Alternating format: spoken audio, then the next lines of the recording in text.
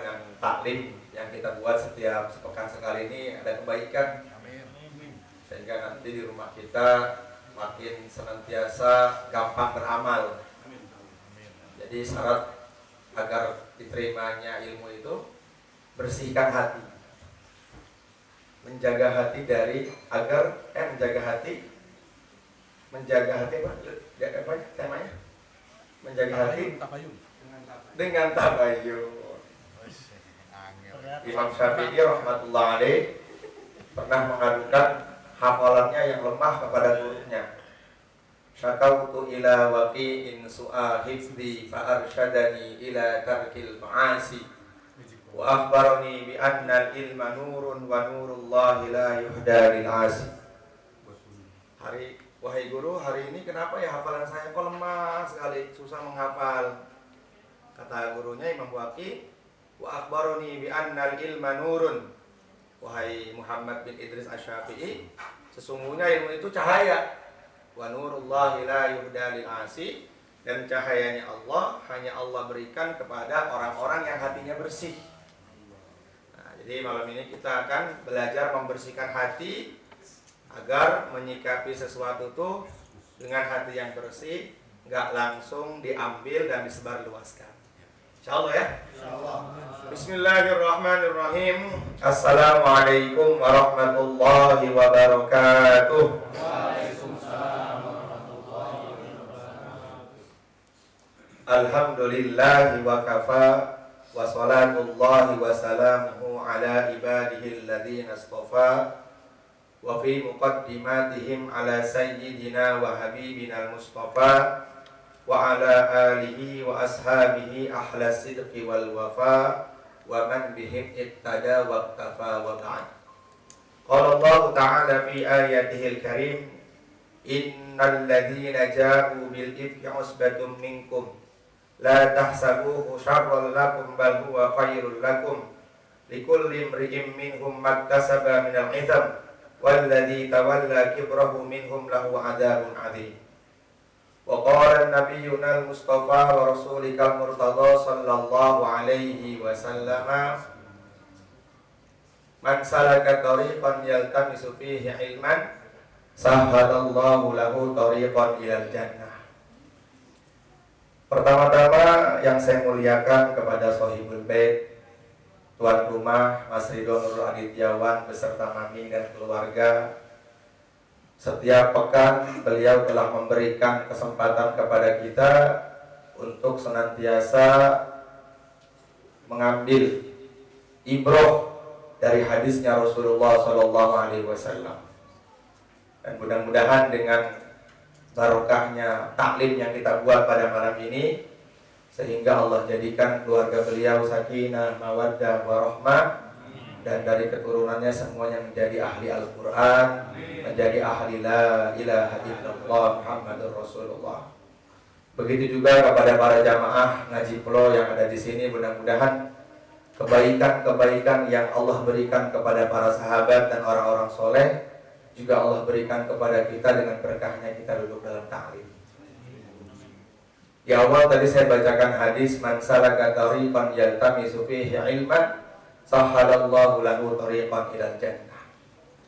Barang siapa yang melangkahkan kakinya menuju majelis ilmu, maka pasti bahasanya Nabi, Allah akan mudahkan langkah kakinya masuk ke dalam surganya Allah Subhanahu wa taala.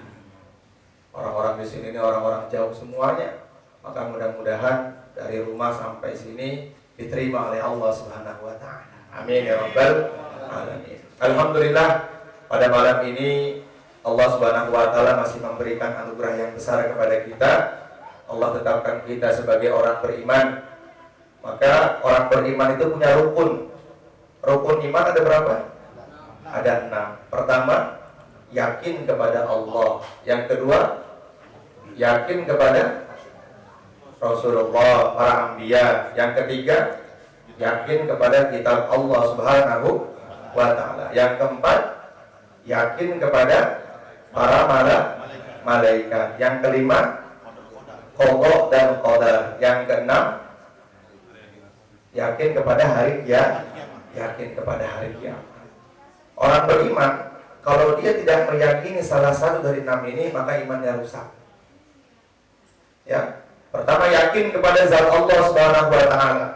Dia Al-Ahad, yang Maha Satu. La ilaha illallah. Tidak ada Tuhan kecuali Allah. La ilaha illa ana fa'budni wa aqimis salata li dzikri. Maka ketika kita sudah mengesahkan Allah Subhanahu wa taala, yang pertama harus kita kerjakan adalah perintah sholat. Yang pertama, cara meyakini Allah Subhanahu wa taala dalam hati kita, Dia adalah Tuhan kita, maka dengan menegakkan sholat. Yakin yang kedua, yakin kepada para anbiya alaihi wassalatu wassalam. Nabi jumlahnya ada berapa? 25. Yang wajib diketahui 25. Keseluruhan Nabi ada berapa jumlahnya? 124.000 para anbiya dan 313 rasul. Dan yang wajib diketahui hanya 25 nabi. Ini wajib kita imani. Kemudian yang ketiga, kita yakin kepada kitab Allah Subhanahu wa taala. Maka Al-Quran adalah satu-satunya kitab yang di dalamnya menceritakan kejadian yang telah lalu, kejadian yang sekarang, dan kejadian yang akan datang. Maka kita wajib beriman kepada Al-Quran. Al-Quran itu terdiri dari 30 juz, 114 surat, kemudian 6.666 ayat, 233.671 huruf. Al-Quran diturunkan oleh Allah Subhanahu wa taala kepada yang mulia Rasulullah SAW secara berangsur dengan masa 22 tahun, 2 bulan, 22 hari. Apa? 22 tahun, 2 bulan, 22 hari. Berangsur-angsur. Jadi kejadian-kejadian itu Al-Quran turunkan untuk membenahi umat ini sampai hari kiamat. Kejadian-kejadian yang Allah Subhanahu wa taala berikan, ceritakan dalam Al-Quran itu pasti akan terjadi setelah Al-Quran itu ditutup oleh Allah Subhanahu wa taala.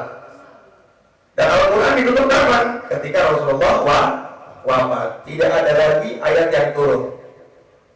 Ayat yang pertama diturunkan adalah surat Al-Alaq. Iqra bismi rabbikal ladzi khalaq. Ayat yang terakhir diturunkan oleh Allah Subhanahu wa taala melalui malaikat Jibril, datang perintah tersebut kepada Rasulullah ketika kapan? Ketika Islam di atas pundak-pundaknya para sahabat. Ayatnya apa? Surat Al-Maidah. Al-yawma akmaltu lakum dinakum wa atmamtu alaikum ni'mati wa raditu lakumul Islam dinan. Ketika ayat terakhir ini turun, maka para sahabat semuanya bergembira. Wah, berarti agama Islam sudah sempurna. Agama yang paling mulia adalah agama Islam. Semuanya bersorak, alhamdulillah ala ni'matil iman wal Islam. Kita sudah berjaya. Bahkan waktu itu ada 60.000 para sahabat yang menyaksikan ayat itu turun. Tapi ada satu sahabat yang bersedih. Dikala semua sahabat bergembira atas turunnya ayat yang terakhir itu, ada satu sahabat yang meneteskan air mata. Siapa itu? Sayyidina Abu Bakar Siddiq radhiyallahu ta'ala. Yang Nabi mengatakan khairul khalqi ba'dal anbiya Abu Bakar. Manusia terbaik setelah aku adalah Abu Bakar. Kata Sayyidina Rasulullah kepada Sayyidatina Aisyah radhiyallahu ta'ala anha, kamu tahu jumlahnya bintang yang ada di langit? Allah wa rasuluhu a'lam. Allah yang tahu dan Rasulnya. Kata Rasulullah kepada Sayyidatina Aisyah istrinya, bintang yang ada di langit itu banyak jumlahnya, tapi kalah dengan amalnya Sayyidina Abu Bakar. Dengan amalnya Sayyidina Abu Bakar gak ada apa-apa, satu amal ya. Bahkan Nabi mengatakan, kalau seumpama imannya Abu Bakar ditimbang dalam timbangan yang kanan, dari mulai Umar bin Khattab sampai nanti bayi yang terakhir dalam keadaan Islam menjelang hari kiamat ditimbang, Ini imannya Abu Bakar nggak pernah bisa bergeser. Nggak pernah bisa bergeser. Beliau satu-satunya sahabat yang nanti akan dibangkitkan oleh Allah Subhanahu wa Ta'ala setelah Rasulullah. Orang yang pertama kali dibangkitkan adalah Sayyidina Abu Bakar pada hari kiamat. Rasulullah pada hari kiamat. Yang kedua adalah Sayyidina Abu Bakar. Dan Nabi mengatakan kepada para sahabat, aku dengan Abu Bakar seperti ini nanti pada hari kiamat. Dan aku dengan Umar di sebelah kiri. Abu Bakar mengatakan, nahnu qaumun azzanallahu bil Islam, famahma qaradna izza adallana Allahu li ghairihi. Kami adalah satu kaum yang Allah muliakan dalam Islam. Siapa orang yang mencari kemuliaan di luar Islam, dia binasa. Jadi tidak ada ceritanya orang mulia di luar Islam. Orang yang paling mulia ketika dia sungguh-sungguh mengerjakan agamanya Allah Subhanahu wa Ta'ala. Ketika ayat terakhir turun, maka Sayyidina Abu Bakar bersedih. Ya Allah. Sehingga ditanya oleh Umar bin Khattab, kenapa engkau bersedih? Kalau seandainya kalian semuanya berbahagia karena ayat ini telah turun, maka kalian tidak paham. Sebentar lagi Rasulullah akan meninggalkan kita untuk selama-lamanya. Karena ayat terakhir turun, berarti masalah sudah selesai. Tinggal para sahabat yang membenahi masalah-masalah setelah wafatnya yang mulia Rasulullah Sallallahu Alaihi Wasallam. Maka kita harus meyakini Al-Quran. Jadi cerita yang Allah Subhanahu Wa Taala, kejadian yang Allah Subhanahu Wa Taala ceritakan dalam Al-Quran itu pasti akan terjadi setelah umat ini, setelah Al-Quran ditutup oleh Allah Subhanahu Wa Taala. Dan dulu ada orang-orang yang senantiasa memberikan cerita yang hoax dan dia nggak tabayun. Contohnya siapa? Ketika hadisul ifki. Hadisul ifki itu menceritakan fitnahnya Abdullah bin Ubay bin Salul, fitnah terhadap Sayyidatina Aisyah, bahwasanya Ummahatul Mukminin, istrinya Rasulullah, anaknya Sayyidina Abu Bakar berzina. Jadi hadisul ifki itu hadis yang sangat Masya Allah, hadis yang memberatkan hatinya Rasulullah SAW. Fase terberatnya Nabi setelah Taif adalah fase di mana istrinya difitnah berzina, dituduh berzina. Itu kejadiannya kapan? Kejadiannya disebutkan oleh Imam Bukhari dalam kitabnya. Jadi Ghazwatu Bani Mustalik, waktu itu Rasulullah SAW, ini karena pembahasannya kita harus tabayun, jadi kita jangan gampang menerima berita yang sudah masuk ke WhatsApp kita kemudian kita sebarluaskan lagi. Karena orang beriman itu harusnya apa? Ya ayyuhalladzina amanu in ja'akum fasiqun binaba'in fatabayyanu. Wahai orang-orang beriman, jika seseorang datang kepada kalian membawa kabar berita, fatabayyanu, maka harus diperjelas dulu ini berita dari mana. Jangan sampai kita dapat berita mantap nih, akhirnya di-share, nggak tahu jelas, nggak jelas ini asal muasal dari mana ini cerita. Akhirnya yang rugi siapa? Yang rugi banyak dari kalangan, banyak orang yang rugi, banyak kelompok yang dirugikan. Bahkan dirinya sendiri pun bisa rugi kalau dia tidak memperjelas berita yang dia terima datang dari mana. Jadi syarat kita, ya, kadar keimanan kita kuat atau tidak di hadapan Allah Subhanahu Wa Taala. Kalau ada berita yang datang ke hadapan kita, maka kita harus tabayyun. Fatabayyan an tusibu qauman bi jahalatin fatusbihu ala ma fa'altum nadimin. Jangan sampai ketika dari kalian semua share berita tersebut akhirnya kalian menyesal. Jadi cerita hadisul ifki ini Masya Allah, waktu itu Rasulullah SAW setelah pulang dari peperangan namanya Banil Mustalik, ya, Banil apa? Banil Mustalik. Banil Mustalik itu terjadi tahun ke-6 Hijriah. Ada yang mengatakan tahun ke-4 Hijriah, dan itu terjadi di bulan Sya'ban. Apa sih artinya ifki itu? Ifki itu artinya fitnah yang sangat keji, yang tingkatan fitnahnya itu Masya Allah, sampai-sampai orang yang difitnah itu gak berani keluar rumah. Dan difitnah adalah istrinya Rasulullah SAW. Ketika Rasulullah SAW istirahat dalam pulang dari pertempuran Bani Musthalib, maka Nabi singgah di satu tempat. Nah, Rasulullah waktu itu bawa istrinya yang bernama Sayyidatina Aisyah, putri dari Sayyidina Abu Bakar As-Siddiq radhiyallahu ta'ala anhu. Nah, ketika Rasulullah istirahat, maka Sayyidatina Aisyah izin sama Rasulullah pengen ke belakang, pengen buang hajat. Dan dulu wanita-wanita yang ikut dalam perang, mereka semuanya untuk menghormati kaum Hawa, untuk menghormati para wanita, sehingga mereka di atas unta mereka ditutup. Suka lihat ya? Suka pernah lihat ya kalau di Arab itu ditutup dengan kelambu seperti itu. Dan Sayyidatina Aisyah, istrinya Nabi, mengatakan kepada Rasulullah, aku izin ya pengen buang hajat. Nah, pengen buang hajat. Setelah itu, setelah buang hajat selesai, sampai tempat peristirahatan Rasulullah, beliau pegang. Kok kalung saya nggak ada? Wanita ketika ada sesuatu yang hilang, maka dia lupa harusnya izin lagi. Nah, kok kalung saya nggak ada?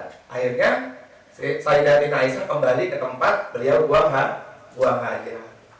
Para sahabat yang waktu itu mengira bahwa Aisyah sudah masuk ke dalam unta atau ke atas unta, naik ke atas unta.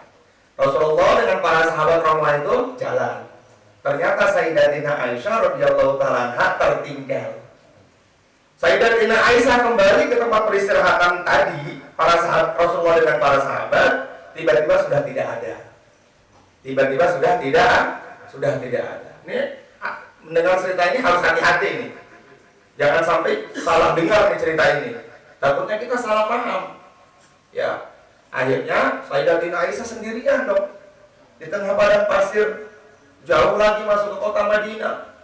Maka dari kejauhan ada namanya sahabat Sofwan ibnul Mu'attal.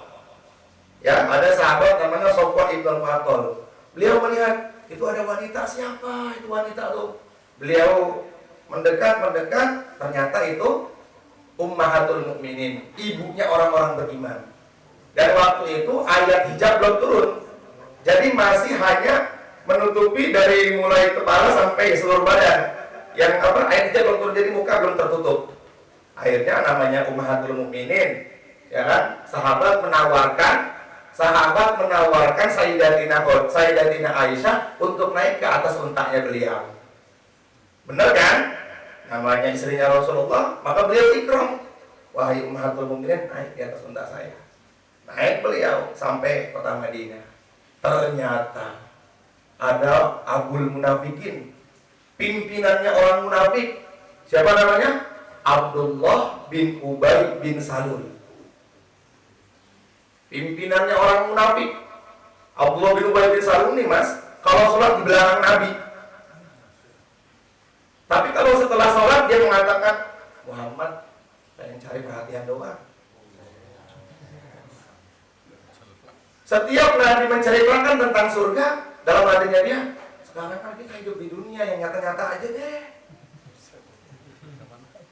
Kata Nabi, barang siapa yang baca la haula wala quwwata illa billah, maka akan terbuka gudangnya Allah Subhanahu wa taala. Maka kebaikan-kebaikan dari gudangnya Allah akan sampai kepadanya. Kata si Abdullah bin Ubay bin Salul ini laknatullah alaih, ya ceritanya akhirat dulu. Kan kita hidupnya di dunia.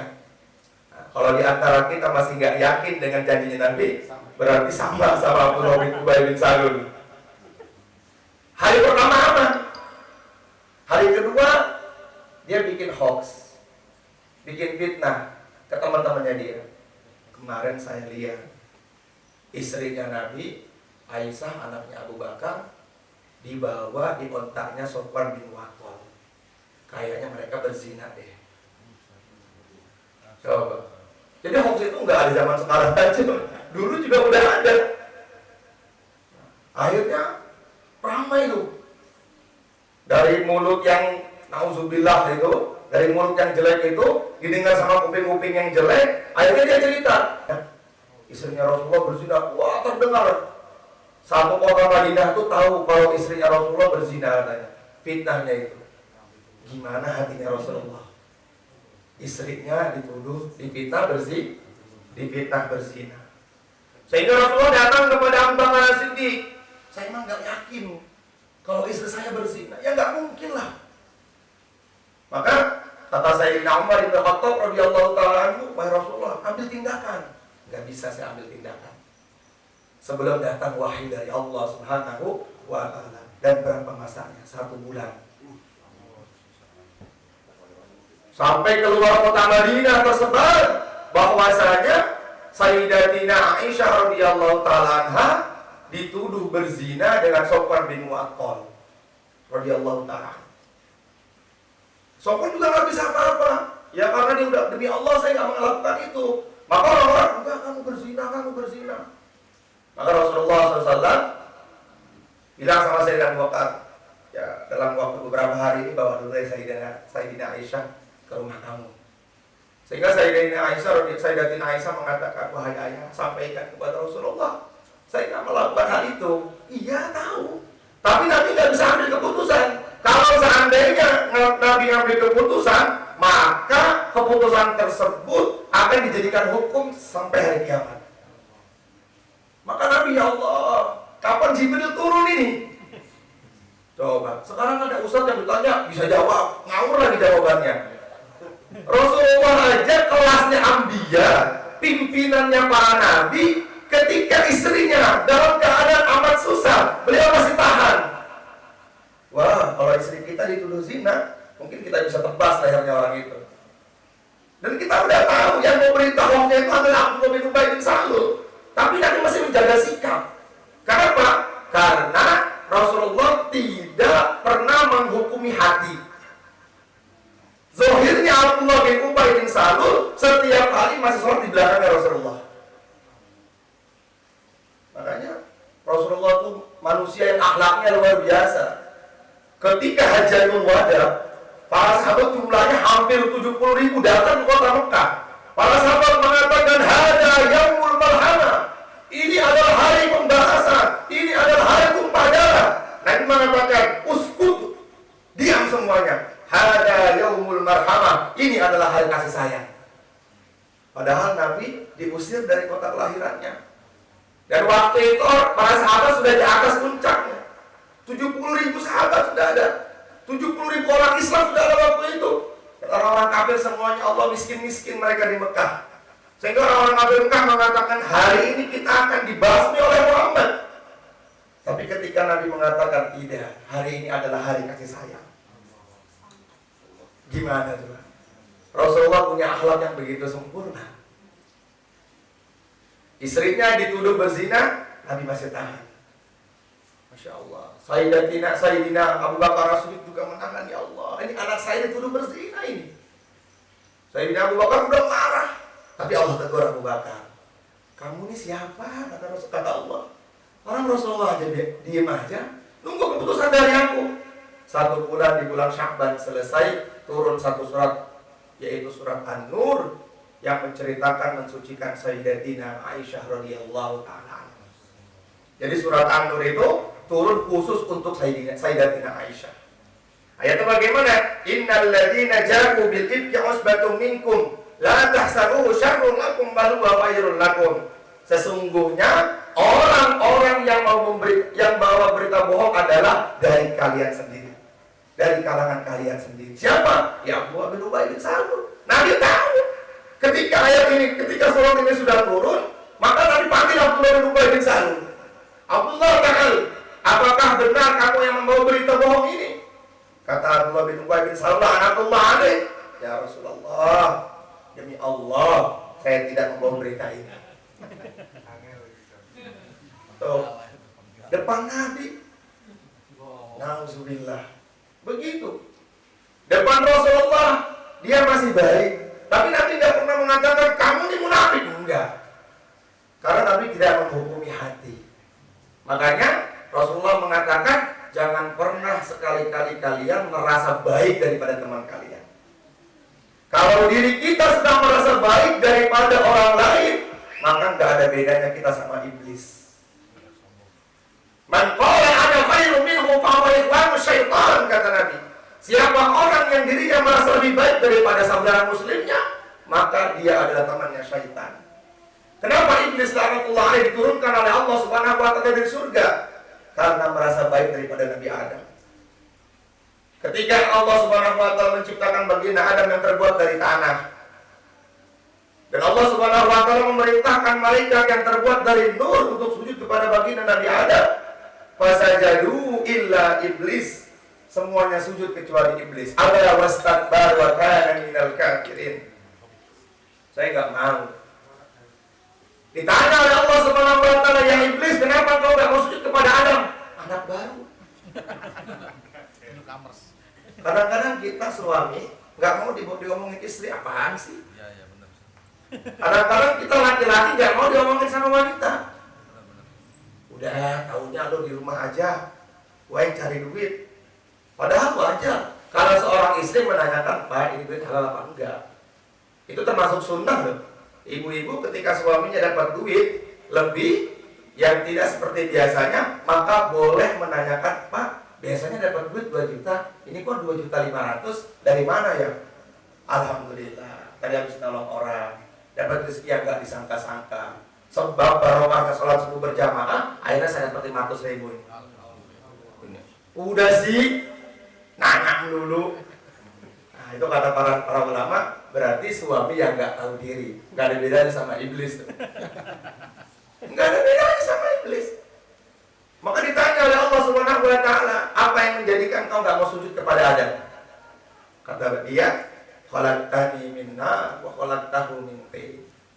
Saya dari api, Adam tuh dari tanah, anak baru lagi. Dan jamaah harus tahu, iblis itu gurunya malaikat.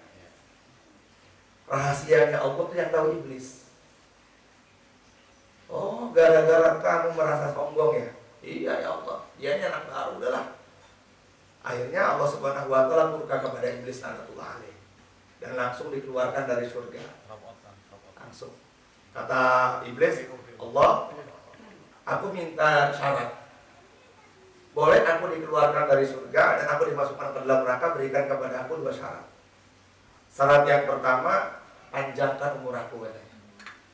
Jadi iblis itu dari mulai diciptakan sampai hari kiamat nggak mati, belum pernah mati. Ya, iblis ngegoda Bang Arif, ngegoda para ulama-ulama juga berhasil dulu, ngegoda orang-orang soleh aja dulu berhasil. Ada namanya Barsesok. Kenapa coba? Susahnya dia ini ahli ibadah, tapi kalahnya ketika digoda iblis, iblis menyerupai wanita, kalah. Laki-laki kalau udah sama wanita kalah. Kalah udah. Tapi yang paling hebat siapa? Yang paling hebat Nabi Yusuf, Mas. Digoda sama wanita cantik yang bernama Zulaikha. Cantiknya luar biasa di waktu itu di Mesir. Punya harta yang banyak, bangsawan, dalam satu kamar. Ayo dong sini. Apa kata Nabi Yusuf? Qala ma'adallah. Enggak. Ada Allah, saya takut. Kalau kita gimana? Kita yang godain malah. Kalau pakai kerudung, assalamualaikum ukhti. Iya, kalau pakai kerudung begitu. Kalau agak telanjang sedikit, iya, dosa semua tuh. Yang pakai kerudung, kita bilang assalamualaikum, giliran gak dijawab salamnya, ya dasar ukti-ukti gak mau jawab salam, justru ente yang salah. Laki-laki salam kepada wanita yang bukan mahram gak wajib dijawab ya Bu ya. Iya. Laki-laki boleh salam kepada wanita dengan suara tidak nafsu sama nenek-nenek. Ataukah sama perempuan yang berkelompok lagi jalan bareng-bareng. Dan itu pun gak dibenarkan dalam Islam. Gak dibenarkan. Nah, kalau sampai agak nakal sedikit kita bilang, ya kita siul, godain kita dong. Apa namanya itu? Aduh, open BO kita apa namanya? Gak ngerti lah ya. Aku gak ngerti ya, aku gak ngerti Mas Adi kan? Gimana itu?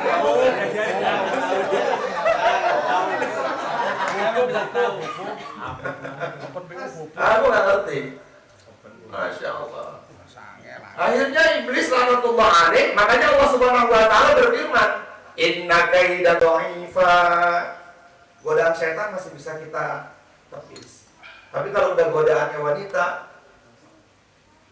ahli ibadah pun bisa kalah. Bal'am bin Ba'urah itu ahli ibadah, kalah sama wanita. Saya punya kitab Tazkirahnya Imam Qurtubi. Ada seorang laki-laki soleh 40 tahun azan, 40 tahun nggak pernah tertinggal takbiratul ula bersama imam. Satu masa, mohon maaf, ada janda pindah rumah di pinggir masjid. Dulu kan azannya nggak pakai speaker, naik ke atas menara. Dia tahu kalau di situ ada janda. Kalau dia mau azan, buru-buru lihat dulu. Oh, gara-gara perempuan matinya dalam keadaan kufur. Kita ini siapa? Kita ini apa? Amal masih malas-malasan, subuh masih kesiangan, tahajud jarang-jarang, kadang-kadang masih malas mengerjakan perintahnya Allah yang wajib aja masih malas, bagaimana yang sunnah? Apa yang mau kita bawa di hadapan Allah? Bahasa suatu hari ibadah, tangan kanannya Nabi Musa, bahkan diceritakan semua santrinya bisa terbang. Iblis datang menggoda, minum deh, nggak bisa. Bunuh deh, nggak bisa.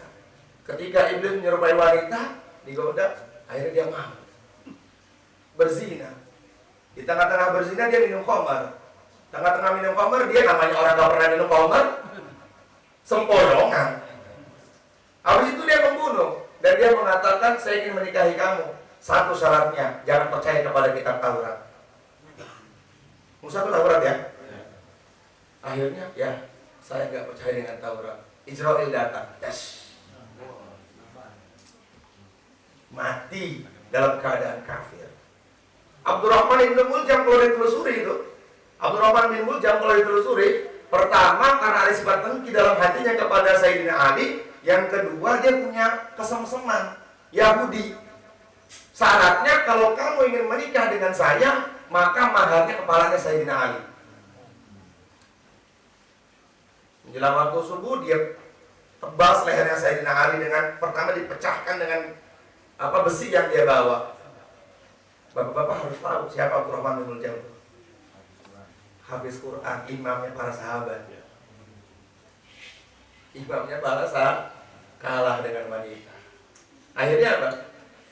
Ketika dia sudah membunuh Sayyidina Ali, ditinggalin sama perempuan itu. Dan dia sakit hati, dia mengatakan, saya sudah tidak mau lagi mengimani Al-Quran.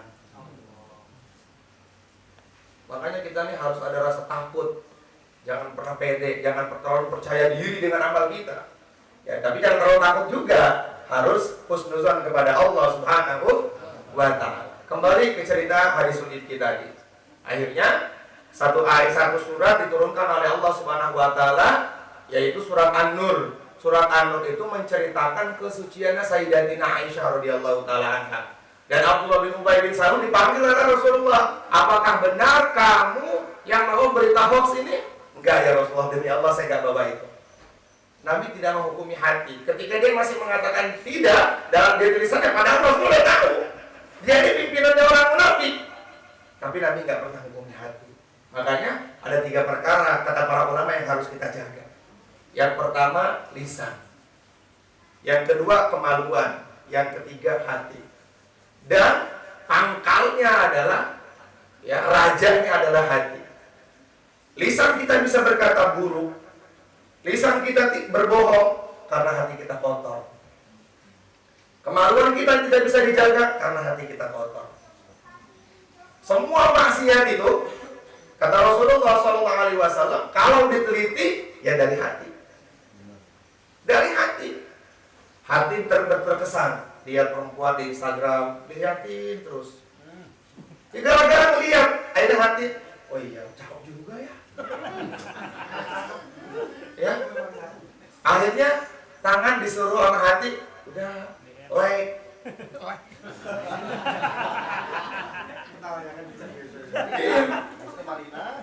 Akhirnya pakai Malina katanya.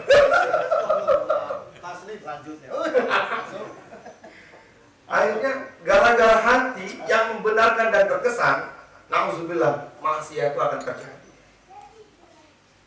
Abdullah bin Ubay bin Salul itu menjelang matinya aja, dia masih drama di hadapan Rasulullah SAW. Dia punya anak namanya Abdullah. Abdullah ini orang ahli ibadah, taat, tidak seperti bapaknya. Bapaknya pimpinannya orang munafik, anaknya soleh. Datang kepada Rasulullah, ya Rasulullah, ayahku dalam keadaan sakit yang amat parah. Aku minta air untuk jadi obat. Sama Nabi dikasih air. Dibacain Qul sama Nabi kasih ke bapakmu. Itu Rasulullah yang dulu istrinya pernah dituduh zina sama dia. Sampai Sayyidina Umar begini ke hadapan Nabi, ya Rasulullah, ini pedang saya nganggur beberapa tahun ini. Bolehkah aku tebas lehernya dia ya Rasulullah? Jangan. Kita nggak tahu hatinya dia. Kata Rasulullah. Ketika menjelang matinya aja Abdullah bin Ubay bin Salul dibawa satu botol, nih ada air dari Rasulullah, langsung dibuang. Saya nggak percaya dengan doanya Nabi. Buat apa? Datang ke Rasulullah menjenguk dengan min kibar sahabat dalam riwayat itu. Dalam kitab Hayatul Sahabat, Abu Bakar ada, Umar ada, Utsman ada, Sayyidina Ali ada, Asyraful Mubasysyarah juga ada, sahabat-sahabat Nabi yang dijaring masuk surga oleh Nabi 10 orang itu ada. Dia bilang, dramanya dia gini, terima kasih kau telah jenguk saya Rasulullah. Ya Rasulullah, saya sudah menjelang kematian saya pengen pakai jubah kamu. Tapi dalam hatinya, biar gak dicengin aja sama 4 sahabat itu. Masih begitu. Kata Sayyidina Umar ini punya Masya Allah indra yang sangat luar biasa. Sayyidina Umar yang bisikan, penggal aja ini. Orang udah kurang ajar ini sama Nabi ini. Hidupnya nyusahin, mau matinya nyusahin. Nyusahin Nabi. Bukan hanya Nabi yang disusahkan, Abu Bakar semuanya disusahin sama dia. Laknatullah. Semoga Allah laknat dia. Amin ya rabbal alamin. Dipakai. Dia mati dalam keadaan memakai jubahnya Rasulullah SAW.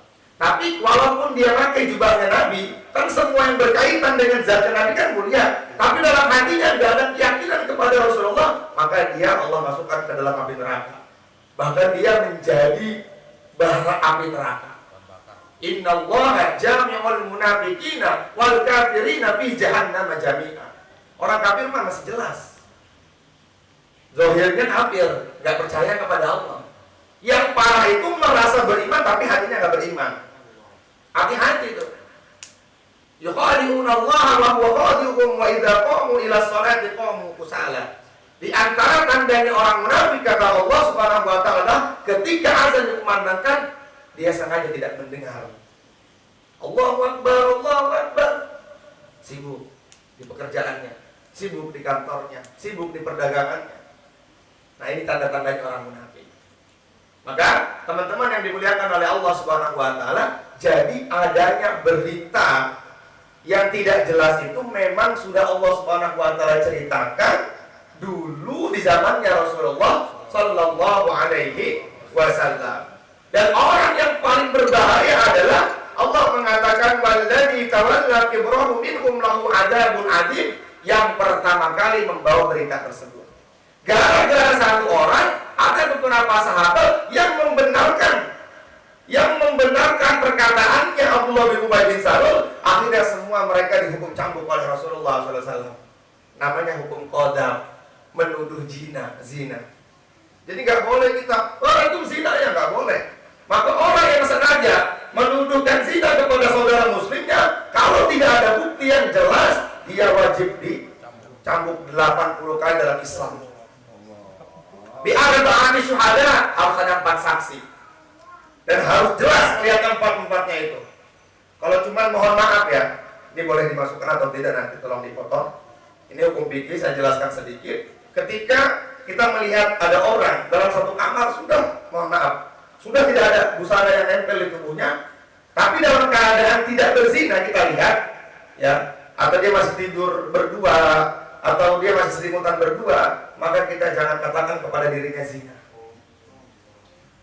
Kalau kita mengatakan dia berzina, tidak ada saksi, maka kita yang dihukum cambuk dalam hukum Islam. Kenapa demikian? Saking menghargainya seperti itu. Ada seorang sahabat datang kepada Rasulullah SAW. Ya Rasulullah, aku berzina. Enggak, kamu enggak berzina. Mungkin kamu hanya kubla, hanya mencium. Benar ya Rasulullah, aku berzina. Enggak. Tapi saya sudah berdua dalam kamar. Nabi katakan, enggak, kamu enggak berzina. Sampai dia mengatakan, demi Allah, ya Rasulullah, aku telah berzina, hasyafahku telah masuk ke dalam farjinya. Maka Nabi panggil waktu itu kepada hakim, cambuk dia 80 kali.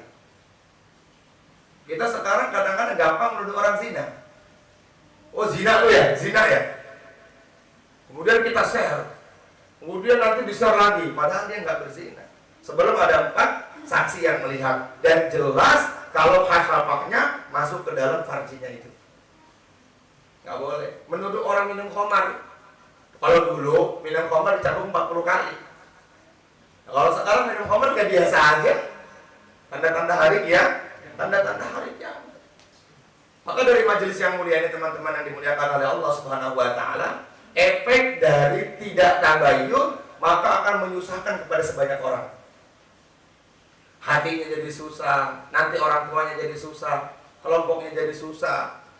Semuanya akan susah dan orang yang mau berita tersebut akan susah juga sehingga dia akan dihukum oleh Allah Subhanahu wa taala. Makanya Nabi Allah Subhanahu wa taala berfirman, "Walladzi tawalla kibrahu minhum lahu adzabun adzim." Yang pertama kali membawa berita tersebut, dia akan dimasukkan ke dalam neraka jahanam. Hati-hati kita nih. Makanya kita kemana-mana harus tabayun. Kita harus tanya. Dan cara untuk tabayun itu bagaimana? Silaturahim. Biar tidak terjadi salah paham. Datang kepada mereka. Itu penting. Jadi dalam silaturahim itu ada beberapa keuntungan. Di antaranya kita bisa mengetahui bagaimana sih kejadian ini. Jangan langsung dikit-dikit kita ambil kesimpulan. Wah dia orang yang nggak benar. Padahal dia ahli ibadah. Wah nanti anaknya juga nggak benar. Kita datang ke rumahnya. Beberapa waktu lalu saya silaturahim, tabayun. Alhamdulillah sama Mas Andi, sama Bang Andi datang ke satu tokoh ulama besar. Ini bagaimana ceritanya kok seperti ini? Oh itu aman semuanya. Jadi berita yang beredar di luar itu saya skip ya, maksudnya nggak saya ceritakan nama orangnya. Itu semuanya bohong. Katanya kalau di dalam itu nanti disiksa atau diapakan, tidak dikasih makan. Enggak. Kita di sana, alhamdulillah semuanya dimuliakan. Itu jadinya ketika kita tabayun kita tahu dan kita bisa menceritakan. Karena berita yang beredar tentang orang tersebut itu simpang siur, katanya disiksa lah, diinjak-injak lah, tidak dikasih makan lah. Alhamdulillah beberapa waktu yang lalu kita silaturahim, tahu kita hanya silaturahim saja, tapi malah dia menceritakan. Karena saya pun bertanya bagaimana keadaan. Masya Allah, alhamdulillah baik-baik banget. Jadi cerita-cerita itu pengen ngegoreng aja intinya, agar kita makin panas sehingga diadu domba. Nabi mengatakan, la yadkhulul jannata nammamun, tidak akan masuk ke dalam surga orang yang punya muka dua. Contoh, misalnya Mas Ridho sebagai bos, saya anak buahnya sama Bang Andi. Bang Doni ini anak buahnya Mas Ridho juga, baik. Dan saya ini namam, nauzubillah. Saya bilang sama Mas Andi, dia tuh caper aja ya. Terus saya bilang lagi ke Bang Doni, Bang Doni, Mas Andi itu orangnya selalu bicarakan keburukan kamu. Nah itu namanya namam tuh. Namamun. Ya, la yadkhulul jannata namamun. Tidak akan masuk ke dalam surga orang yang berwajah dua. Bahkan nanti ketika di mahsyar wajah dia tidak ada. Allah ganti dengan babi. Ini habis ini. Hati-hati, diganti dengan khinzir. Kalau dalam kadang-kadang kita suka begitu kan, ingin mencari kedudukan di atas apa? Kepada atasan, akhirnya kita menghalalkan segala cara.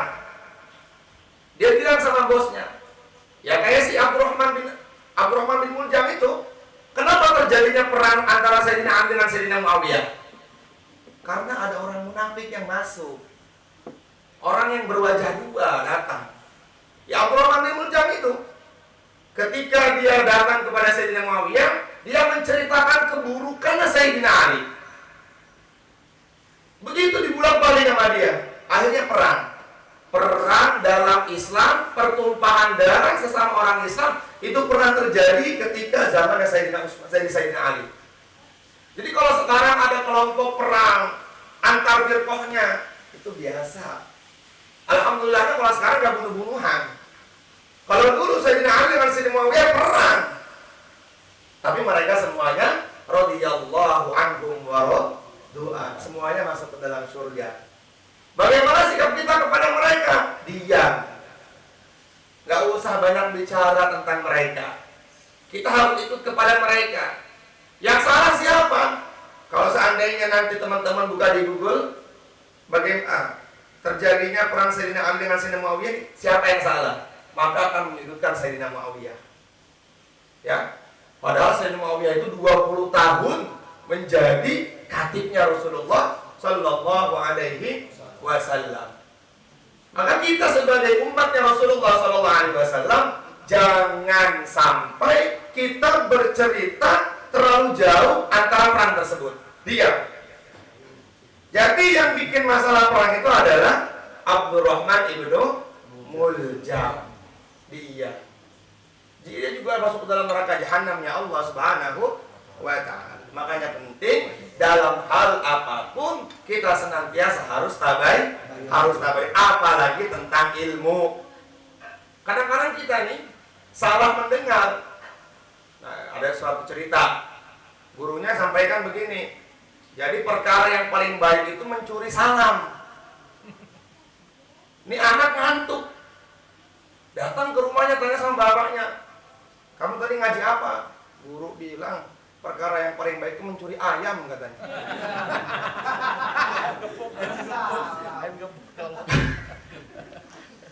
Ini ceritanya para ulama, dulu saya dapat di waktu ngaji.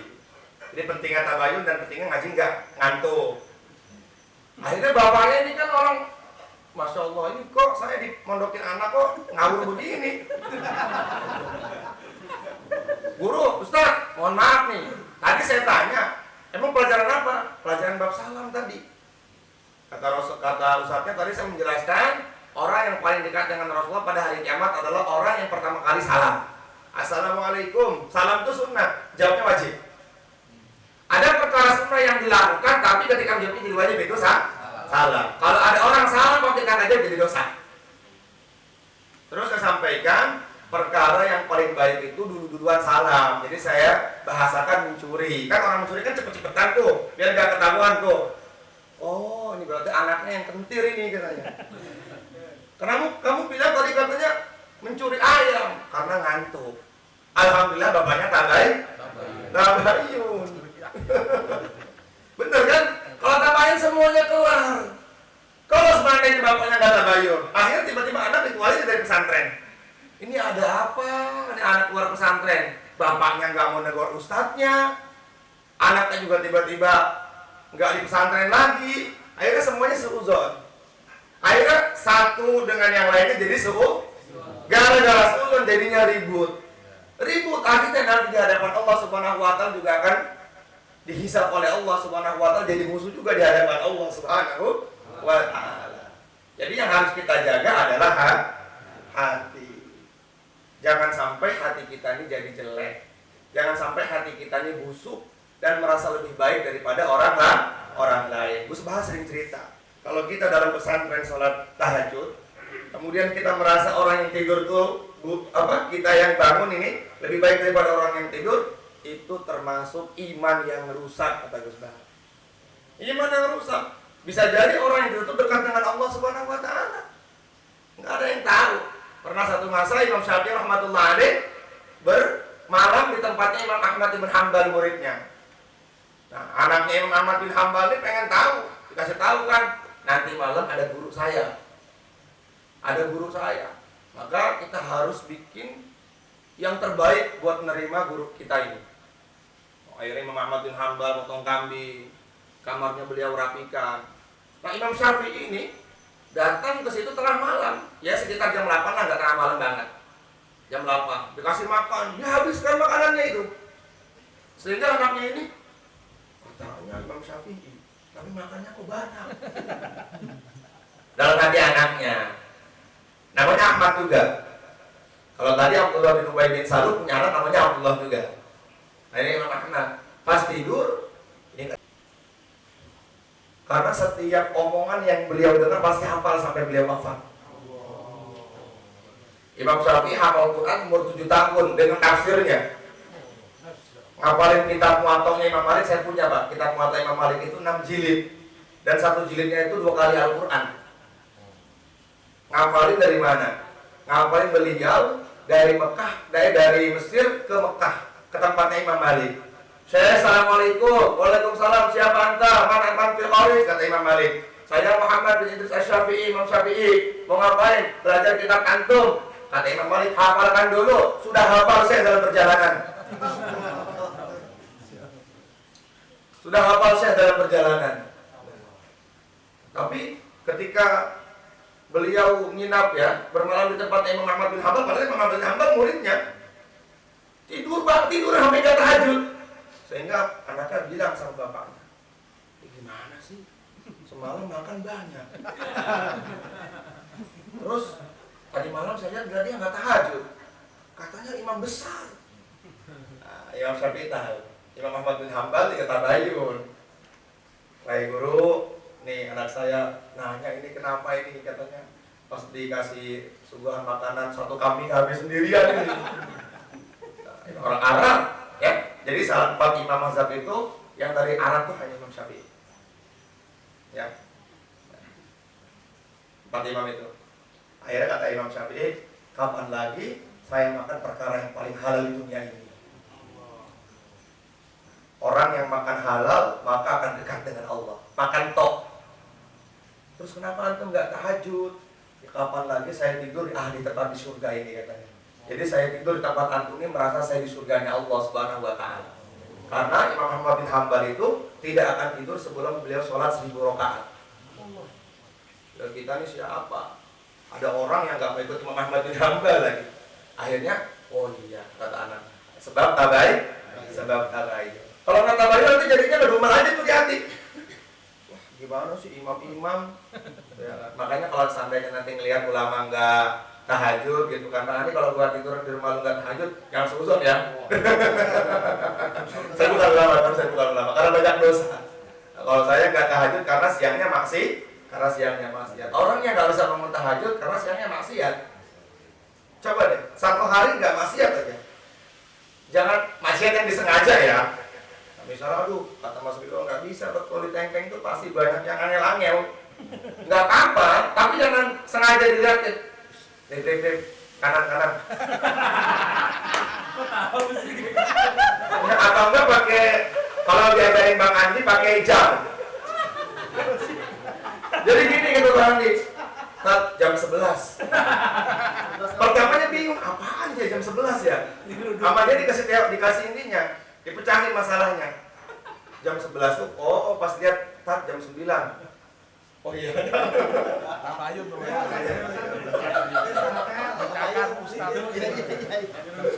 Nah, yang penting jangan sengaja dilihat. Udah, pas lihat innalillahi, tutup mata langsung istighfar. Jadi jangan sampai kita pas lihat terus dilihatin gitu kan. Itu namanya bukan lagi anugerah, tapi maksudnya kadang-kadang kita kalau pergi jalan-jalan cuci mata, bukan cuci mata, bikin mata itu masuk dalam neraka. Cuci mata yang pakai air agar tidak maksiat. Ini kan kita aneh kan. Mau kemana nih? Kita kembali cuci mata dulu, bukan cuci mata. Menjadikan mata antum masuk nerakanya Allah Subhanahu wa ta'ala. Nabi mengatakan siapa orang yang bisa menjaga pandangannya, maka Allah akan berikan kenikmatan ibadah dalam hidupnya. Ibadah tuh nikmat, sholat tuh gak buru-buru kayak capung cebok. Enggak tenang. Bismillahirrahmanirrahim, diresapi. Masya Allah, per kalimat diresapi, per huruf diresapi, bacaan-bacaan diresapi. Bisa nangis. Tapi kalau orang tuh maksiat, Masya Allah, foto bareng-bareng sengaja, ya kan, sama mereka, bangga lagi. Alhamdulillah, foto sama SPG tadi. Dia bangga.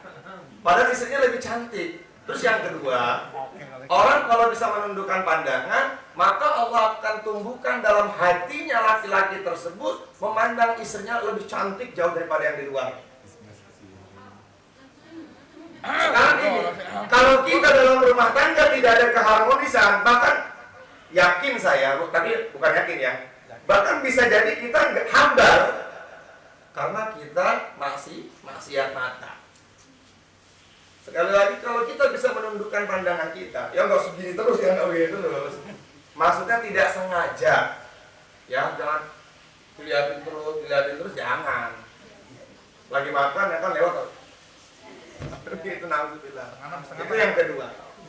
Yang ketiga, Allah akan jadikan dari keturunan kita menjadi orang-orang yang ahli ibadah. Contohnya siapa? Nabi Ibrahim. Nabi Ibrahim itu selalu menundukkan pandangan dalam hidupnya. Maka dari barokahnya beliau menjaga pandangan matanya, akhirnya Allah Subhanahu wa taala berikan kepada keluarga beliau dari Sayyidah Sarah menurunkan nabi-nabi Bani Israel, dari Sayyidah Hajar menurunkan sampai yang mulia Rasulullah sallallahu alaihi wasallam. Jadi 3 keuntungan tuh kalau kita bisa menundukkan pandangan. Insyaallah ya. Semoga Allah Subhanahu wa taala jaga kita semuanya dan mudah-mudahan Allah Subhanahu wa taala berikan anugerah kepada kita. Terus istiqomah dalam pengajian dan masukkan ke dalam hati. Jangan sampai hati kita ini kotor. Bagaimana caranya? Kalau sakit-sakit yang lain, kayak misalnya encok, pilek, sakit mata dan sebagainya, itu bisa berobat. Bisa berobat ke dokter. Tapi kalau udah hati yang sakit susah. Ya, obat hati yang sakit itu kata Nabi hanya berzikir kepada Allah Subhanahu wa taala dan husnuzan kepada setiap hambanya Allah. Ya, kata Imam Syafi'i, akhlak terburuk seorang hamba kepada Allah maksudnya, ya, kepada Allah Subhanahu wa taala adalah dia memandang saudara muslimnya dengan pandangan rendah. Sudah, kalau kita begitu di hadapan saudara muslim kita, siapa sih lu? Ya, kuli bangunan juga songong. Kalau kita begitu, maka akhlak kita buruk di hadapan Allah Subhanahu wa taala. Insyaallah, kecuali kita telah membicarakan kebaikan kepada mereka dan dia ingkar. Kita ajak mereka dalam kebaikan, tapi mereka sombong, tidak mau menerimanya. Itulah orang yang sombong sebenarnya. Imam Syafi'i lagi mengatakan, Rasulullah juga mengatakan, orang yang sombong adalah orang yang tidak mau menerima kebaikan atau nggak mau dinasehatin. Sholat, mentang-mentang bos belagu. Nah, itu yang sombong. Kalau kita bicara kepada dia, ya namanya nggak sombong. Kecuali kita melihat ada satu teman atau ada satu orang yang kita juga belum ngomongin dia, dalam hati kita, miskin belagu, apa yang mau diharapin? Nah, itu baru nggak boleh. Harusnya kita bicara dulu kepadanya kebaikan, baru setelah itu kalau dia tidak mau menerima, itulah orang sombong yang sesungguhnya. Semoga Allah jaga hati kita semuanya. Dan diantara tanda untuk cara menjaganya adalah banyak-banyak istighfar. Astagfirullahaladzim. Atau enggak? Astagfirullah lil mu'minina wal mu'minat. Dalam riwayat dikatakan, barang siapa yang beristighfar kepada saudara muslimnya dan orang-orang yang saudara muslimnya nggak tahu, maka Allah akan mengampuni dosanya sebanyak saudara orang muslim ada di dunia. Bareng-bareng ya. Astagfirullah li. Ayo itu ya. Astagfirullah li walil mu'minina wal mu'minat. Astagfirullah li walil mu'minina wal mu'minat. Astagfirullah li walil mu'minina wal mu'minat. Maka dosa kita hari ini telah Allah ampuni dari mulai orang berimannya di zaman Nabi Adam sampai hari kiamat. Hadis tuh, ya. Jadi kita kalau istighfar jangan cuma buat diri kita, tapi untuk siapa? Saudaramu muslim. Orang yang pelit adalah orang yang tidak mau mendoakan kepada saudara muslimnya. Jadi kalau doa jangan sendiri. Ya Allah berikan aku hidayah, ya Allah, jangan. Ya Allah berikan keluargaku hidayah, ya Allah, saudara-saudaraku hidayah, ya Allah, teman-temanku hidayah, ya Allah, tetangga-tanggaku hidayah, ya Allah. Doa yang diajarkan oleh yang mulia Rasulullah sallallahu alaihi wasallam. Semoga Allah terima kita semuanya. Insyaallah ya. Mas, baik, ada pertanyaan enggak? Baik, Mas. Ini sekarang kan di media sosial ibaratnya banyak orang-orang yang menyampaikan hadis atau ayat Al-Quran itu yang tidak sesuai. Ya. Kalau mungkin bukan ulama, mungkin alah nggak usah dipikir. Ya. Tapi sekarang itu yang terjadi banyak itu Jadi bagaimana cara bertabayun dengan mereka? Kadang-kadang orang-orang itu nggak bisa sampai beliau. Kadang-kadang Ya, baik. ulama besar, contoh Al-Mukarram Ustadz Quraisy Ya. menyatakan bahwa Nabi Muhammad tidak ada yang memastikan Muhammad masuk surga. Gimana? Tidak ada yang memastikan bahwa Nabi Muhammad masuk surga. Ini kan ulama besar. Iya. Saya baru lihat cuplikannya tadi siang. Ini ulama besar maksudnya. Nabi Muhammad tidak masuk surga. Ini kan kalau di media sosial ini jaringannya luas. Pasti. Jadi takutnya orang-orang ini yang sekarang separuh itu, separuh Islam itu jadi malah tambah keblondrok. Ya, baik. Nah, itu yang pertama. Yang kedua, Cara nyikapinya gimana tadi yang pertama? sikapnya gimana? Terus yang kedua, apakah maksiat itu ada tingkatannya? Ya. Karena kebanyakan yang orang bilang itu maksiat itu banyak, dari tangan, kuping, Ya. ada. Tapi kadang-kadang yang selalu dibicarakan itu hanya zina dan khamr. Ya. Nah, itu apakah ada tingkatannya untuk maksiat? Jadi biar yang di sini paling tidak minimal paham. Jadi tidak hanya yang di padahal habis muncingin orang nggak dibahas ketika mungkin ada sedikit zina dan sebagainya dibahas. Baik. Untuk menyikapi pendapat ulama yang bertentangan dengan syariat Allah, maka kita harus tabayun kepada ulama yang lain. Harus bertanya. Jangan sampai kita sendiri yang bilang jangan ikuti si Anu. Dia udah sesat, nggak boleh sebelum kita tabayun. Karena batasannya itu ya ulama juga. Nah, itu ininya ulama lah. Apa namanya? Ranahnya ulama lah seperti itu. Dan kita nggak boleh menjelekkan kepada orang lain. Karena tadi tugas kita nggak boleh menjelekkan orang lain, apalagi ulama. Siapapun dia, tetap dia pernah ada bersusah payah menuntut ilmu. Dan harus dipahami, Mas. Nabi mengatakan begini, manis ada ilman walam yazdad hudan. Ini hadis sahih. Lam yazdad minallahi illa hudan. Jangan antum kira orang yang punya ilmu itu dekat dengan Allah. Bahkan orang yang pertama kali masuk ke dalam neraka adalah para ulama. Kenapa? Ya tadi, karena dia bisa mengutak-atik ayat-ayat Allah. Iya, dijual. Ini begini bisa nggak dicari? Itu ngeri tuh. Apalagi yang urusannya sampai ranah Rasulullah Shallallahu Alaihi Wasallam. Yang Allah Subhanahu Wa Taala sudah katakan jelas loh. Ya kalau seandainya orang yang tadi mengatakan Rasulullah Shallallahu Alaihi Wasallam tidak ada jaminan masuk ke dalam surga, yang pantas masuk ke dalam surga siapa kalau bukan beliau? Kan gitu aja. Ya kita ini diciptakan sebab barokahnya beliau gitu. Nah kita yang ketika mendengar itu jangan langsung ambil keputusan kalau dia sesat. Ya kadang-kadang bisa kebelinger juga. Kepintaran tuh orang kebelinger loh, Mas. Orang kalau udah terlalu pinter banget dan dia nggak dekat dengan Allah, jadinya malah nauzubillah, jadi malah kentir hidupnya. Bisa membuat murtad si ini nggak? Bisa. Kita nggak percaya Nabi Muhammad masuk surga ini. Kita ini yang mendengar. Yang berbicara itu Ustaz tadi. Oh bisa, jelas murtadnya. Jangan kan mengatakan Rasulullah nggak ada jaminan masuk ke dalam surga. Mengatakan orang tuanya Nabi nggak jalan masuk surga, jadi kita bisa murtad. Itu mah udah fatal. Makanya beberapa tahun lalu ada seorang ustadz baru hijrah, yang dia bilang bahwasanya Rasulullah itu dulunya sesat. Pernah dengar kan? Wah, itu habis-habisan tuh. Dicaci maki oleh ulama-ulama yang jelas itu. Makanya ikut ulama yang jelas-jelas aja, Mas. Kadang-kadang memang ya mohon maaf ya. Nanti ini juga yang itunya di ini.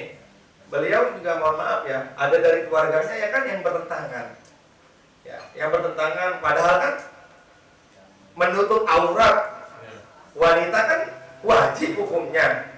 Ayatnya mana jelas, pokok Nabi buyutikunna wala tabarrujal jahiliyatil ula, jelas ayatnya.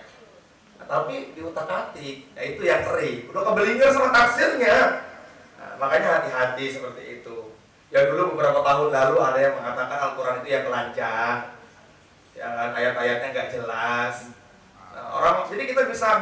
Nah kita yang sudah ngaji di sini, ya teman-teman, kalau misalnya ada perkataan atau statement ulama yang kelihatan di luar nalar kita atau syariat Allah, ya teman-teman bisa tanyakan sama saya. Kalau bisa saya jawab, kalau nggak bisa nanti kita diskusikan lagi gitu. Jangan sampai kita langsung ngejudge atau kita share itu, jangan ikuti ulama itu, nggak boleh juga kita seperti itu. Apalagi sampai mencaci. Karena memang dari beberapa yang beliau sampaikan, saya juga nggak setuju gitu. Makanya tadi saya bilang, sekarang ini banyak ustadz-ustadz yang ketika ditanya, tiba-tiba jawab. Oleh saya muzakarah sama Hadi sama Haji Irman kalau bertiga tuh. Ini ustadz ini padahal jawabannya kok berani ya? Ya gitu. Di antara tanda hari kiamat, orang-orang bodoh berbicara agama dan dibenarkan. Banyak pengikutnya. Ini yang pertama, Mas. Jadi harus tabayinnya kepada ulama yang lain. Makanya alhamdulillah jenengan tuh ketika baca ayat yang tidak paham selalu japri saya. Dan saya juga nggak langsung jawab kan. Karena tunggu saya baca dulu tafsirnya, baru nanti saya jelaskan ayat voice note, kemudian saya kirim keterangan tafsirnya. Biar kita, karena barang siapa yang menafsirkan Al-Quran dengan logikanya, berarti dia sudah punya tempat dalam api neraka jahanam. Sekarang orang-orang begini, wah ini menurut firman Allah begini, tapi pakai akalnya, itu hati-hati tuh, agar dilihat pembicaraannya bagus di depan orang banyak, biar audiennya, wah ini Ustaz keren banget ya kan. Tapi padahal nggak begitu menurut ulama. Wah Masya Allah, Imam Syafi'i itu ingin mencantumkan satu hukum ya. Cari dalilnya dulu. Beliau sholat 100 rakaat, minta petunjuk kepada Allah. Ya Allah, bagaimana ini hukum haid, bagaimana ini? Sebentarnya berapa hari, paling umumnya berapa hari, paling lamanya berapa hari? Kalau ada darah haid yang sudah keluar dari batasannya, apa namanya? Itu nggak sembarangan. Sekarang banyak, apalagi yang di daerah Jawa Tengah tuh, apa itu namanya tuh? Apa itu agak sesat juga itu. Majelis Tafsir Al-Quran itu. Wah, kacau itu. Kalau saya dengerin kacau. Iya, itu kacau itu. Tapi itu udah digerebek katanya, udah ditutup ya. Bagus lah. Nah sekarang yang rosihnya aja tidak berani berkoar. Jadi sehingga munafikin yang masuk. Makanya alhamdulillah sekarang Allah datangkan Gus Baha, Allah hadirkan Ustaz tadi Hidayat yang hafalannya kanan sebelah kiri atau atas itu. Allah hadirkan Ustaz Abdul Somad yang berani-berani melawan kemungkaran. Karena nanti menjelang hari kiamat ada ustaz-ustaz yang mereka sengaja mempermainkan Al-Quran demi bayaran mereka. Demi bayaran mereka. Nauzubillah. Ini yang pertama, Mas. Jadi harus tabayun kepada ustaz yang berikutnya. Dan tadi jangan dikira orang yang punya ilmu itu dekat dengan Allah. Bahkan walam yazdad minallahi illa bu'da. Makin tinggi ilmunya, kalau nggak ditolong oleh Allah, makin jauh dari Allah Subhanahu wa taala. Tadi orang-orang yang tadi saya ceritakan di awal tuh kayak Abdurrahman bin Muljam, Barseso, Baram bin Baura itu kenapa? Ya itu karena dia punya agama, tapi dia merasa gua nggak yakin lah dengan agama gua ini. Gua nggak yakin lah dengan ilmu yang gua dapatkan itu. Ini yang pertama. Kemudian yang kedua, memang maksiat itu ada tingkatannya. Dan maksiat yang paling tinggi setelah apa? Yang paling tinggi adalah meninggalkan sholat. Nah orang sekarang sama meninggalkan sholat biasa aja. Nabi bilang begini, orang yang berzina masih dikatakan iman. Orang yang mencuri masih dikatakan iman. Orang yang minum khamr masih dikatakan iman. Tapi ketika ada orang yang meninggalkan sholat, faqad kafara jahara, telah kafir dengan terang-terangan. Nah sekarang orang sama meninggalkan sholat biasa. Biasa banget. Sholat, enggak, males. Malas. Dosa besar. Yang lebih parah lagi, sholat, nggak percaya gue sama sholat, kufur. Imannya udah rusak. Nauzubillah. Nah tingkatan yang pertama tuh yang dosa besar adalah meninggalkan sholat. Yang kedua aqul walidain. Apa tuh aqul walidain? Durhaka kepada kedua orang tua. Siapapun orang tuanya, baik yang laki-laki ataupun yang perempuan, ibu ataupun ayah, bentak aja orang tua, amalan antum 100 tahun gak Allah terima. Wala taqul lahum uffin, kata Allah. Hei kamu, jangan sekali-kali mengatakan di hadapan orang tua kamu. Uffin itu ada dua huruf, alif dengan fa. Alif dengan fa, uffin.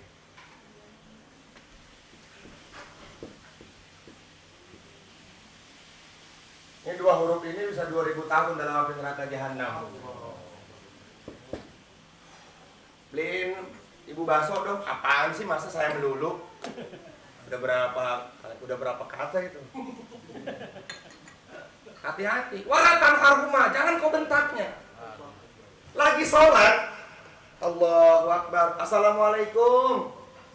Ridho, keraskan bacaan. Bismillahirrahmanirrahim. Assalamualaikum nak. Batalin sholat. Nah Syekh, antum nih kenapa menangis?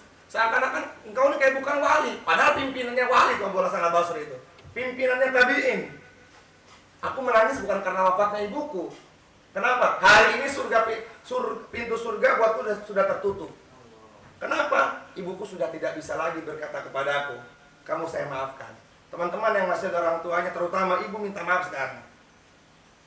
Ada orang amalan 100 tahun baik, sholat baik, zakat, Masya Allah. Dia pernah membentak ibunya, sakit hati, gak bisa mengucapkan dua kalimat syahadat ketika mati. Diceritakan dalam hadis sahabat, Rasulullah datang kepadanya. Wah, ini kata Rasulullah, kamu belum memaafkan ibu. Enggak ya Rasulullah, saya tidak akan maafkan dia. Rasulullah panggil Sayyidina Abu Bakar, ambil tungku apa namanya? Balok buat ngebakarinnya anak. Ambil api. Jangan dibakar, kasihan dia. Maafkan dia, enggak. Kalau kamu enggak maafkan dia akan masuk neraka selama-lamanya. Ketika ibunya mengatakan, saya maafkan dia. La ilaha illallah. Nabi SAW ketika naik ke atas mimbar pertama, Nabi mengatakan amin. Naik ke atas mimbar kedua, Nabi mengatakan amin. Naik ke atas mimbar ketiga, Nabi mengatakan amin. Setelah sholat Idul Fitri, para sahabat datang ke hadapan Rasulullah. Ya Rasulullah, maksudnya amin pertama apa? Nabi mengatakan, Jibril datang kepadaku, celaka bagi umatmu yang apabila datang kepada bulan Ramadan tapi tidak mendapatkan apa-apa. Selesai. Yang kedua, celaka bagi umatku, kata Rasulullah, kata malaikat Jibril, celaka bagi umatmu yang apabila disebut namaku dia tidak mau berselawat kepadaku. Yang ketiga, Nabi diam. Nabi tidak mau berbicara. Nabi nggak kuat karena banyak di kalangan umatnya nanti yang durhaka kepada ibunya. Hamalatu ummuhu wahnan ala wahnin. Dari 1 bulan sampai 9 bulan dia merasakan kesakitan. Tidur susah, berjalan susah. Perhatikan coba, Masya Allah. Wahnan ala wahnin wa fisaluhu fi amaini. Setelah keluar dia bawa, dia susukan, dia berikan susu sampai 2 tahun. Tidur nggak bisa, anak nangis tengah malam. Kenapa udah besarnya dia membentak orang tuanya? Wala tanharhuma, kata Allah. Allah katakan, kalau ada ayat nanti kalau teman-teman beli Quran Madinah, wala tanharhuma itu pakai tinta merah. Wah, itu masalah larangan keras itu. Jangan bentak. Apa makna amin yang ketiga ya Rasulullah? Nabi meneteskan air mata, keluar keringat dari dahinya. Nggak bisa berkata-kata. Apa ya Rasulullah? Celaka bagi umatku, kata Rasulullah, yang apabila orang tuanya masih hidup tetapi malah menjadikannya masuk ke dalam neraka. Hati-hati. Minta doa sama orang tua. Sehebat apapun kita, itu karena doanya orang tua. Nabi Ibrahim dilemparkan dalam kobaran api 40 hari 40 malam. Yang melemparkan siapa? Bapaknya sendiri. Ketika beliau keluar dari kobaran api, yang dia tanya siapa? Aina abi, di mana bapak sekarang? Sekarang orang tua kita masih Islam. Kenapa kita benci sama mereka? Cuman gara-gara nggak dibeliin handphone, nggak dikasih kuota. Kenapa benci sama mereka? Hati-hati. Surga haram buat orang-orang yang membentak orang tuanya. Walaupun orang tuanya kafir. Ada namanya Asma, anaknya Rasulullah. Datang kepada Nabi, ya Rasulullah, ibuku datang dari kota Makkah. Dia masih dalam keadaan kufur. Bagaimana aku untuk menyikapi dia? Apa asliha? Sil, kata Rasulullah. Berikan yang terbaik kepadanya. Ibunya disambut. Ketika masuk ke kota Madinah disambut, diberikan makanan. Pas mau pulang, asyhadu an la ilaha illallah wa asyhadu anna Muhammadar Rasulullah. Hati-hati. Ya. Makanya tingkatan dosa yang paling besar setelah meninggalkan sholat adalah aqul walidain. Dan Allah Subhanahu wa taala katakan dalam surat Luqman, yang pertama sembahlah Allah, yang kedua berbaktilah kepada kedua orang tua. Ibadah tertinggi setelah sholat adalah berbakti kepada kedua orang tua. Insyaallah ya. Jangan sampai orang tua kita meneteskan air mata sebab kita. Apalagi susah gara-gara kita. Nauzubillah. Surga tertutup buat kita, neraka terbuka buat kita. Nauzubillah. Summa nauzubillah. Minta doa sama mereka. Minta maaf kepada mereka. Jangan minta maaf setahun sekali. Dicuci airnya. Dicuci kakinya dengan air. Diminum lagi. Itu bukan begitu yang Nabi ajarkan. Maksudnya adalah al-jannatu tahta aqdamil ummahat. Surga di bawah telapak kaki ibu, maksudnya berikan yang terbaik kepada mereka. Bukan setahun sekali kita datang kepada mereka. Ini ibu udah susah ngurus kita. Kita punya anak suruh urusin ibu lagi. Kitanya kerja, anaknya nggak dikasih duit lagi. Duit ibunya yang keluar, neneknya yang keluar. Kemana bu anaknya? Ini siapa bu? Cucu saya. Ibunya kemana? Kerja. Udah susah, dititipin anak nggak dikasih duit lagi. Anak macam apa kayak gitu? Hati-hati tuh. Banyak di antara kita sekarang seperti itu. Kalau kita ingin menyusahkan, ingin nitipin anak kita sama neneknya, maka berikan yang terbaik. Bu, bisa nggak kalau seandainya saya kerja, ini anak ibu yang ngurus, ini duitnya. Ini neneknya yang ngeluarin duit, suruh nyuci popoknya. Innalillahi. Insya Allah ya. Semoga Allah terima kita Ini semuanya. ada satu pertanyaan terakhir simpel aja. Saat sekarang itu banyak orang muslim assalamualaikum, insya Allah, alhamdulillah, dan sedikit yang menyebut syahadat, namun hanya lisan ucap. Gimana kita jawabnya? Banyak banget kan? Kalau ada orang non muslim ya ngucapin salam ke kita, assalamualaikum, jawabnya dengan alaikassalam. Hadis sahih.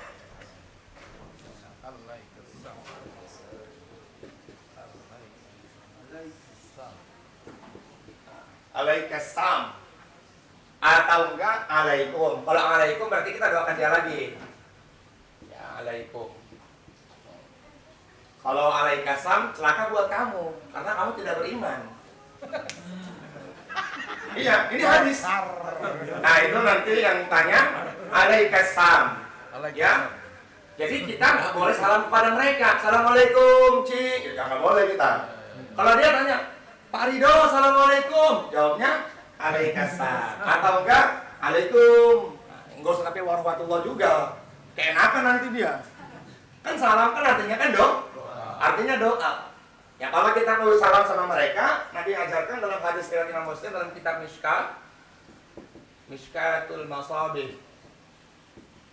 Ini dia jilid. Assalamualaikum.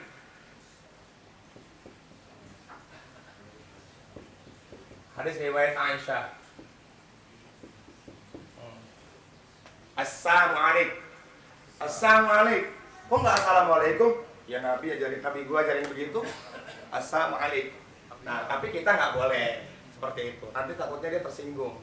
Kalau dia ada yang paham bahasa Arab nanti, wah lu doa keburukan buat gua lu. Ya, ya, alaikum aja. Assalamualaikum. Pak Arifin, assalamualaikum.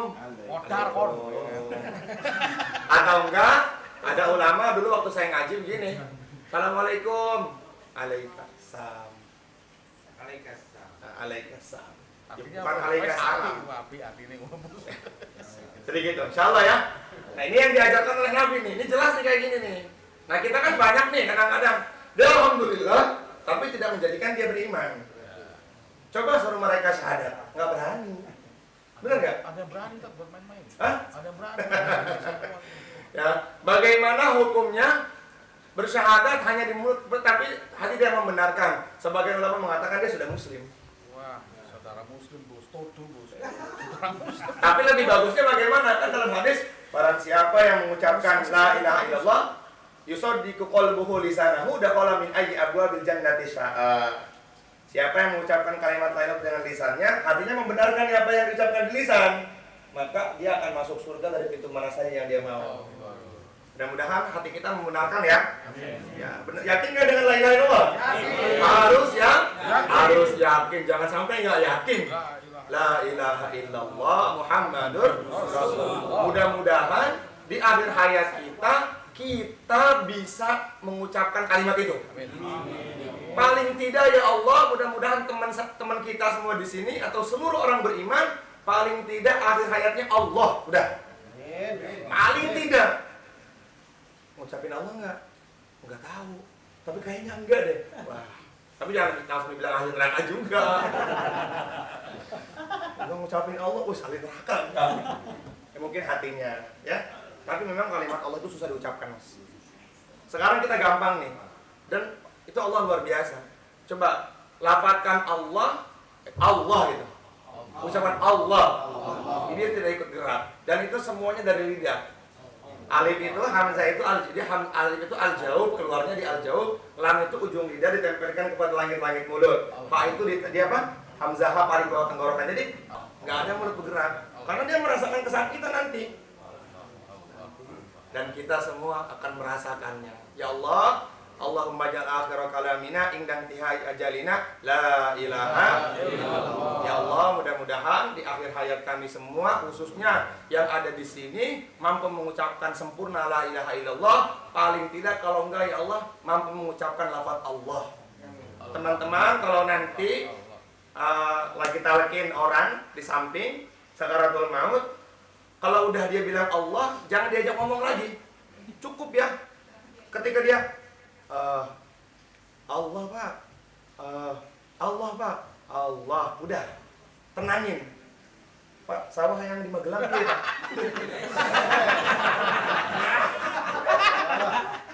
Jangan tuh, nggak boleh.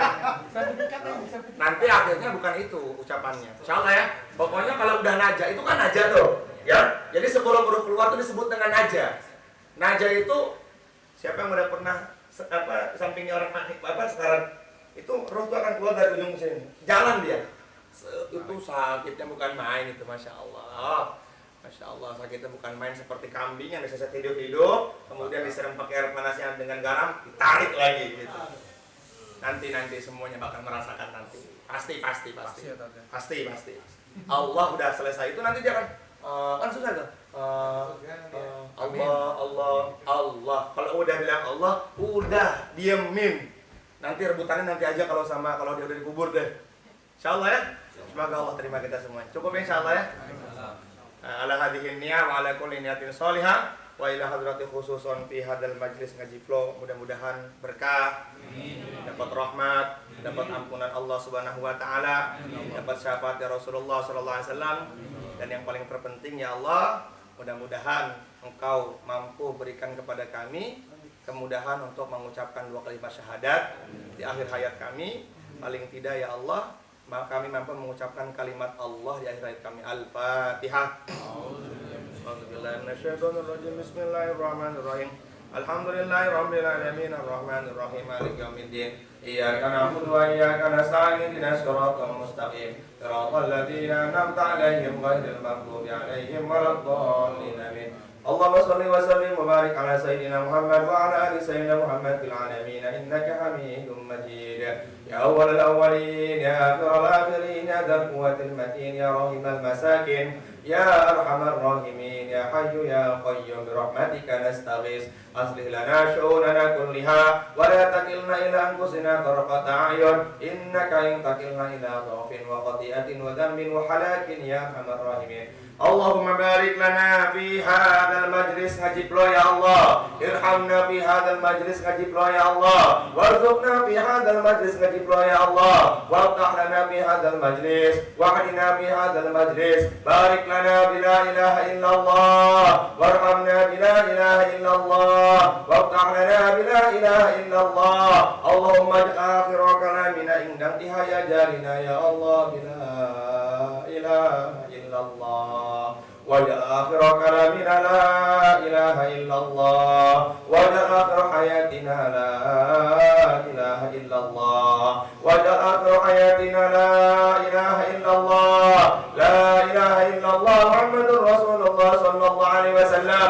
Allahumma ja'al hafidan lana wa lahum minan nar, nuran lana wa lahum fil qubur, wa zawajana wa lahum ala sirat, wa amalana wa lahum yawmal fazail akbar. وأدخلنا جنة الفردوس لا إله إلا الله.